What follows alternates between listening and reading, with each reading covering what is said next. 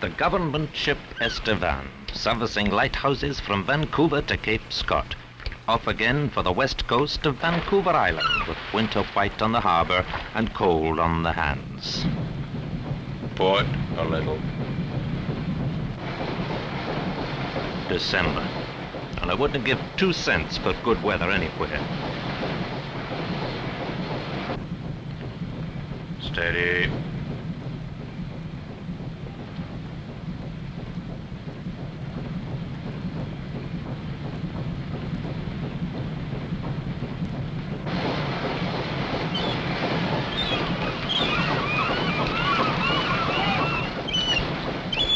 My 50th year at sea, 36 years captain of lighthouse boats.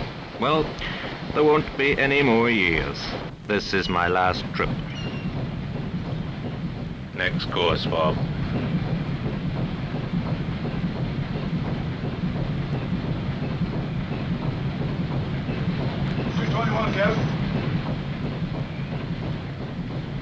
Steady around 221.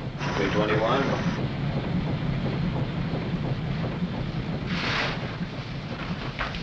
150 ton of coal. That ought to last us. Stout old ship just the same. She'll take most anything if she has to, but of course we stay out of it if we can. Past Race Rocks, we'll run straight up to Camana and Pachina lighthouses. They're open to the sea, and if the weather turns sloppy, the workboat hasn't a chance of getting in. Get the worst over with. That's my plan.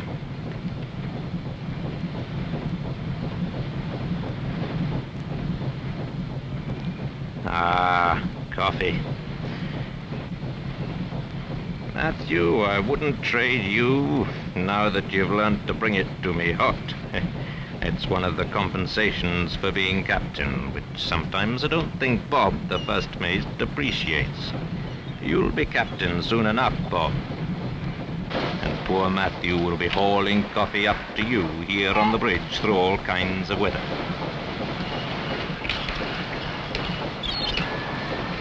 Yes, it's supposed to be a great life being captain. All those privileges. Except for one thing. Getting us through this trip. And every trip. That's a privilege the captain has told himself too. He can't share it with anyone, Bob. About a mug up, Bob. Oh, come on, Chief. I'll beat you in a game. I don't think you can.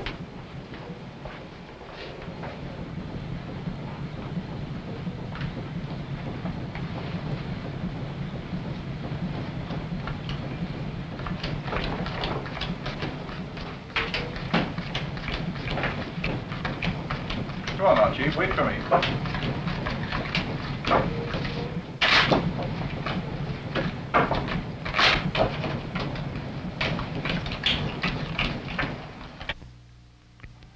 The Estevan is the oldest lighthouse ship working for the Department of Transport. 35 years on this coast, and she's been lucky all the way. I don't know if there are many dirtier coastlines in the world. This one is nothing but rocky islands, inlets and reefs and more reefs under and over the water, with the weather changing from good to bad, from bad to good in an afternoon, or overnight, so you're prepared for anything. Even for a morning calm as a Sunday in August. And breakfast faces as grim as it was storming outside. They're all thinking they won't make it home in time for Christmas. That's the trouble. They're all pessimists at breakfast, no matter what the prospects. But I'm very hopeful we can do Camana and Pachina today, and I tell them so.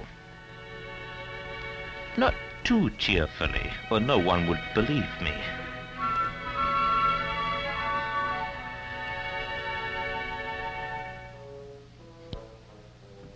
Sparks, the wireless officer, looks the unhappiest of all.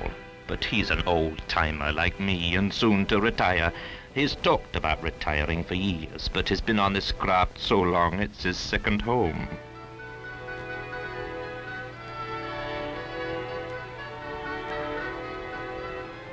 He's beginning to look a little lost.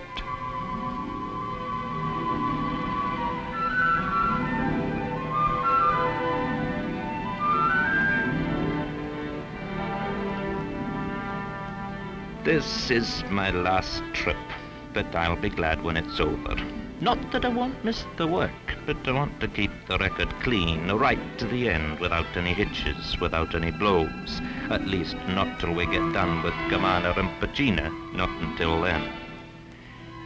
Well, we'll be up there soon, and there's nothing to do but wait.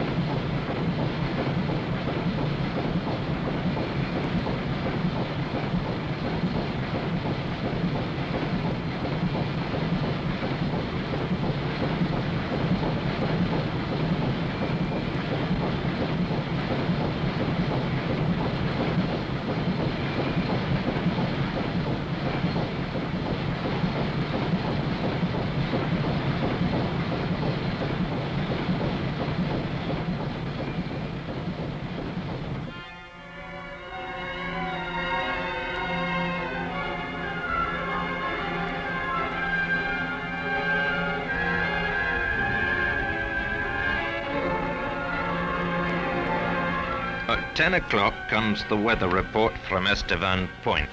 The storm moving down from Queen Charlotte Sound will bring southeast winds up to 45 miles per hour by late this afternoon. Gale warnings issued for Johnson Straits, West Coast Vancouver Island. We can still make it if things go smoothly. I wish sometimes I had a job without any worries. Like Matthew, batting my pillow to make it just right, as if that was the most important job in the world. Matthew claims that the chief engineer refused to let anyone else make his bed. Only Matthew knew how to do it properly.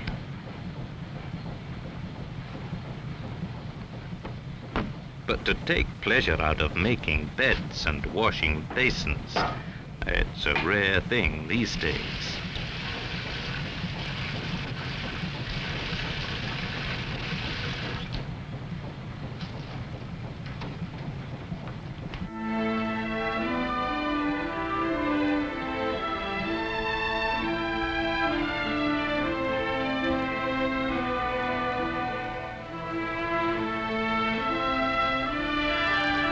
Course of 180 degrees, 15 minutes for 1 hour. That should bring us off Pacina on the ebb tide. Anchor 9 fathoms and let the workboat take it from there. Then my job's done until we haul anchor. A half-hour's nap now.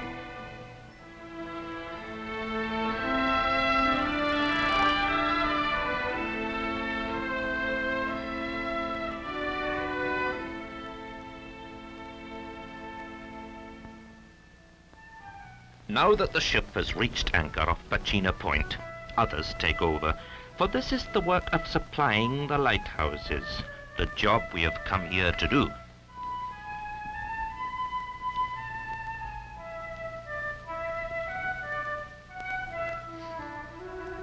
Lights, foghorns, buoys. Try and think of a coast without them. Ships from every part of the world probing around in the dark, trying to find their way.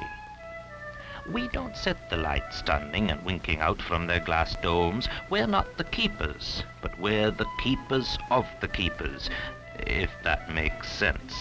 We bring them their food, their gasoline for generators, their electric pumps, donkey engines, clothing, the machinery, and the mail. We set up their homes. We service the buoys that mark the shoals and channels and reefs. We pull up the old ones and set down new ones, relocate them when they wander off course. We service the beacons on rocky points where no man lives.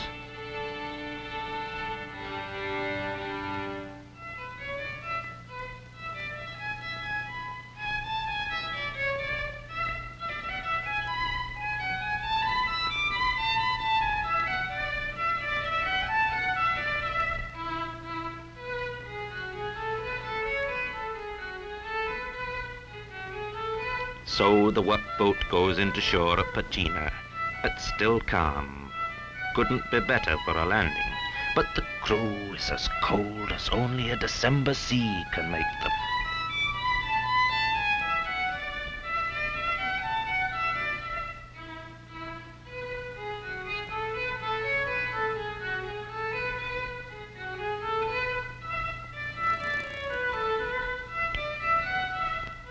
Pachina Point, a gap in a wall of rock opening on a little cove, and a cable stretched from the high crag where the lighthouse stands, a hook on the end of it. There isn't much to send up this time. Refrigerators, some gasoline, mail, that's about all.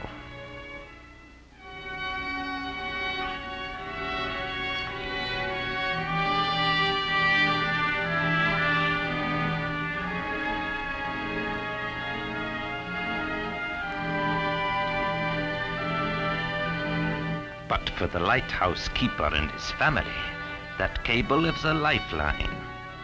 And don't think he doesn't have his days looking out to sea, wondering when the weather will calm, when the big westerlies will stop slamming his bit of shoreline, so that we can get into him. I've seen one of these keepers wait a month, eating beans and fingernails, waiting.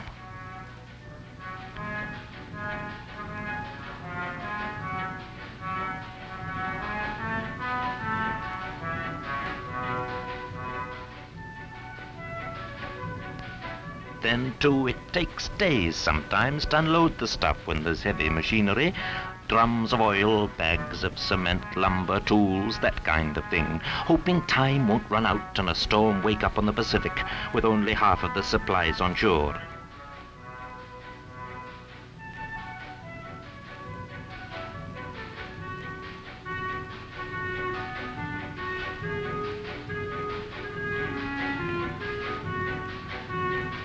A ship of 1,100 tons, eating 15 ton of coal per day, carrying 1,000 items of supply, and on shore, concrete buildings, donkeys, hoists, families perched on rocky points, all to keep a few lights going from Vancouver to Cape Scott, winking from the edge of the continent.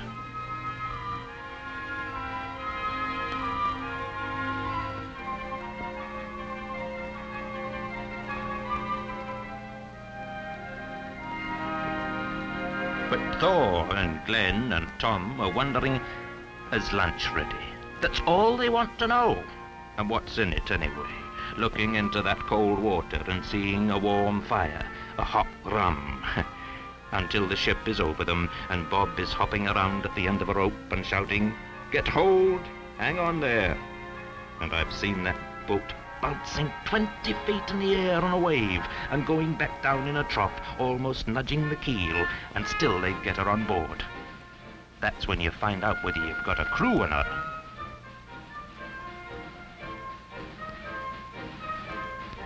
I don't care who they are or where they're from. Millionaires, paupers, Dutchmen, Frenchmen, saints or sinners, men or boys. Just get those blocks hooked on, and the workboat hauled up and sweetly fastened down without any waste of time, and I can overlook a dozen languages.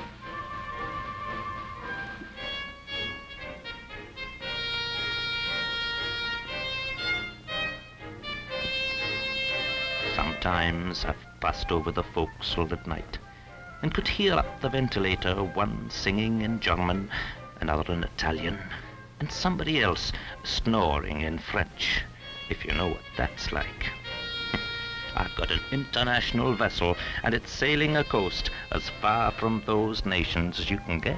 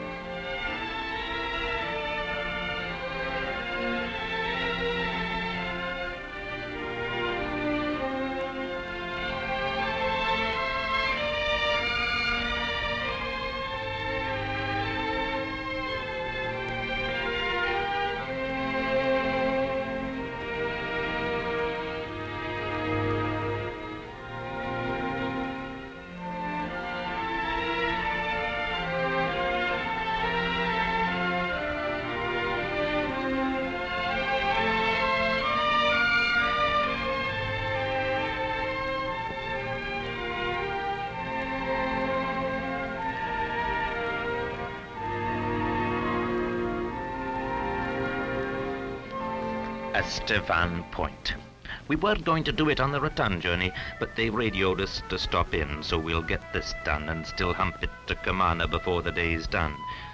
We hope. And here they're coming out to meet us. It used to be a place ships stayed away from, because once a schooner was attacked by the Hesquit Indians, and they slaughtered the whole crew. That was in the old sea otter days. And no doubt the place is much the same, except the Indians are all like George, who's rowing. There's the keeper's son, who'll be a little seasick, and the helper, and the keeper himself. There'll be a ducky in one of those boxes, and a Christmas present for the kid, and some bottles of rum for sure. I don't blame them for rowing out. It's the loneliest spot on the coast. There used to be an English family that lived there. They'd come all the way from England to buy an estate on Vancouver Island. That was some estate, that one. Solid bush 100 miles from anywhere.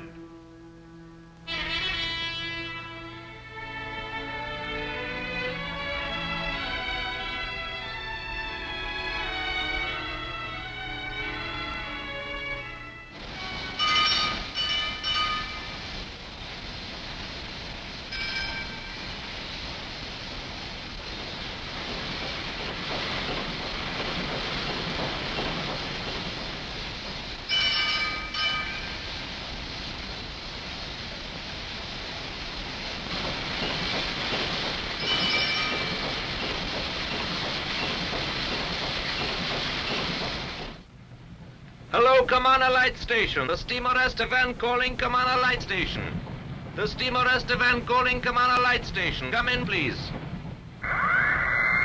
Kamana Light Station answering steamer Estevan. Go ahead, please.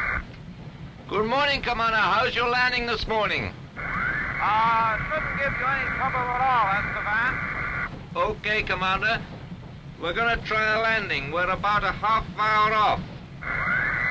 Yeah, okie doke, Estevan. Steamer Estevan, clear with Kamana.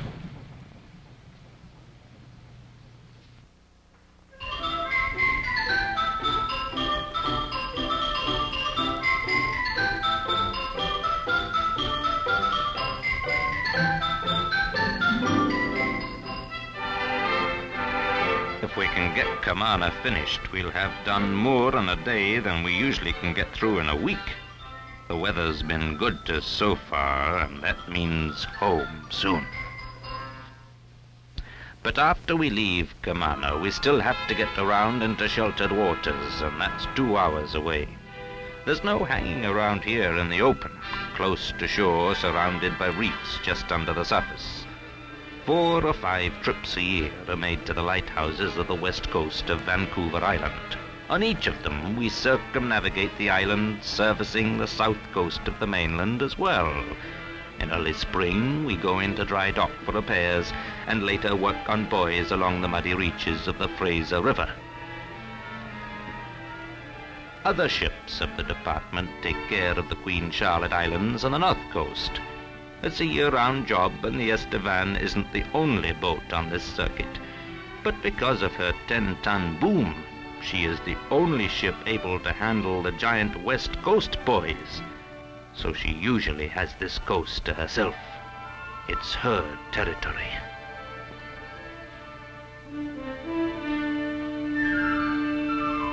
It's among the last untamed coasts on Earth, with its sea lions and killer whales, and stands of trees never touched by any saw. With no roads cut through to the towns on the east side of the island, it's like a country by itself. Inlets and black reefs and bits of beach backed by a wall of jungle. A few people here and there, fishermen, prospectors, lighthouse families. How many times I've seen them standing on the shore like shipwrecked mariners waiting for us to come in with their supplies. And sometimes we couldn't get in. We'd have to turn round and go back.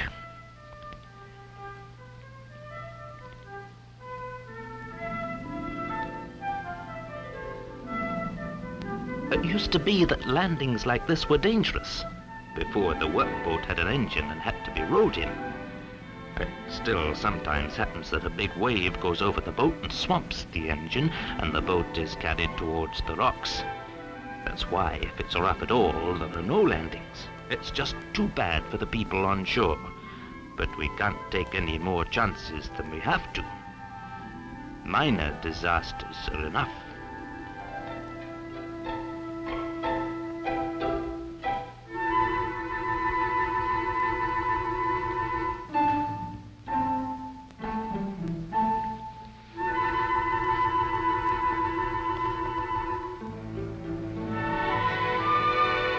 Not for another 4 months will the ship be back to visit these lighthouses. I used to think it must be a little sad for those on shore to watch us hauling up the boat and steaming away, but I'm not so sure anymore. Now regulations don't allow men to stay alone in these places, and more families are taking up the work of lighthouse keeping. There's a fair salary and good living quarters, and most of them aren't unhappy to be on their own, though sometimes there can be complications. I remember the wife of one of the keepers we took with us when we left a spot like this. She wanted to get to port in time to have her baby. It blew all the way, 40 miles an hour for 10 hours. We got her to port all right, but the baby was delivered on the way to the hospital in a taxi.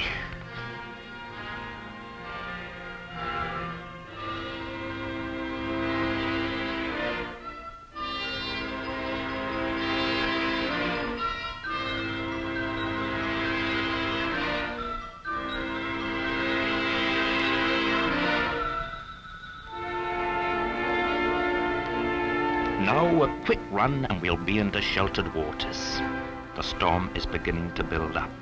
We get the last few things lashed down and the lifeline run out, but it won't be bad, not before we're in behind a line of reefs. A few of the new men will be seasick, and Matthew will find it tricky getting dinner on the table. That's about all.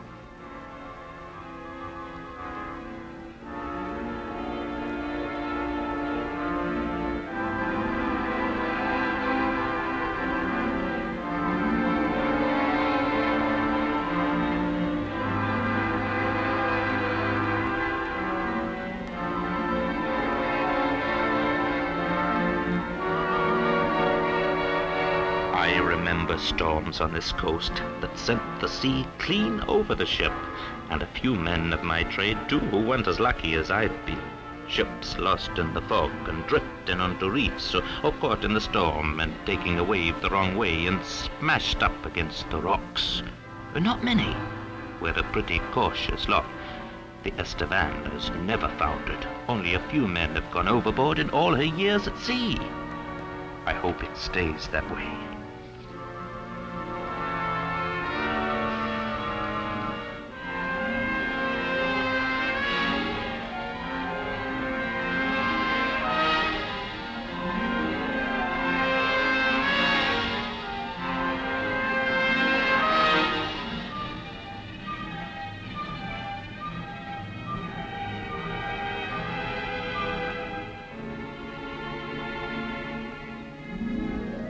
How many ships have passed this way? Americans, Spaniards, Englishmen, Russians, square-rigged to the wind, blue-nosed stubborn schooners hunting seal or otter or gold, black-stemmed whalers, tramp steamers, fish-backers, seiners, trollers, after the halibut, the spring salmon, the tuna.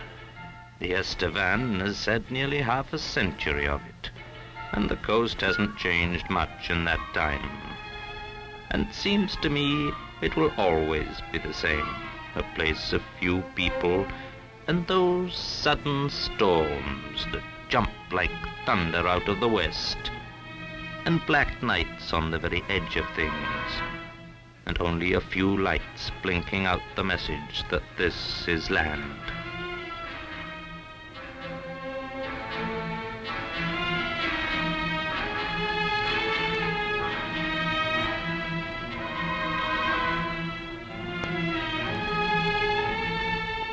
It's over for me now. The years of work, the sea, the coast, and the ship.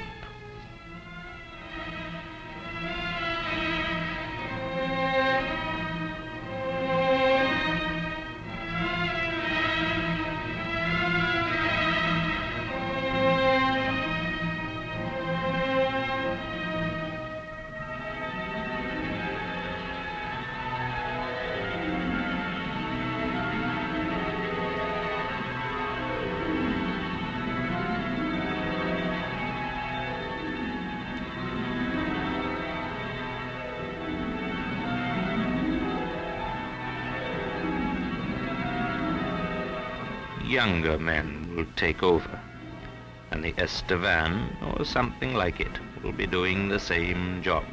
Tides will be plotted, the workboat go in and out from the shore, freight unloaded on stormy beaches. The crew will be singing 3 languages in the forecastle and playing poker, and Bob will think of the chief engaged in double solitaire in the mess, and decide it's time for coffee.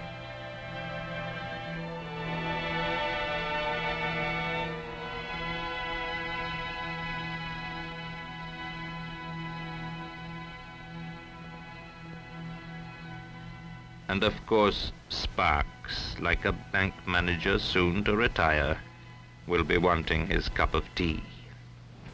Look out, that's my board. I'll take it off of it. Sorry.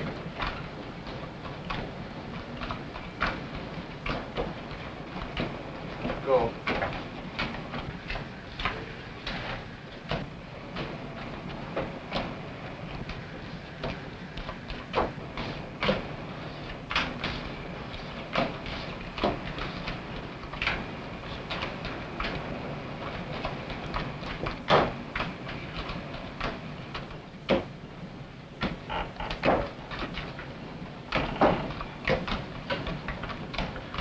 Look at Sparks. The engineer's fighting again.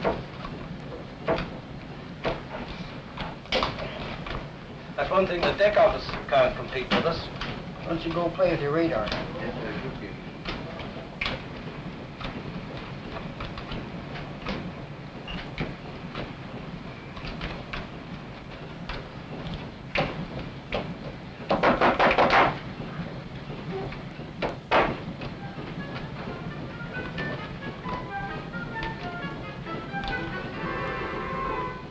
It's a routine workship, not much of the glamour of the sea to it maybe, but it's so set in its ways now, I wouldn't want to see it any different.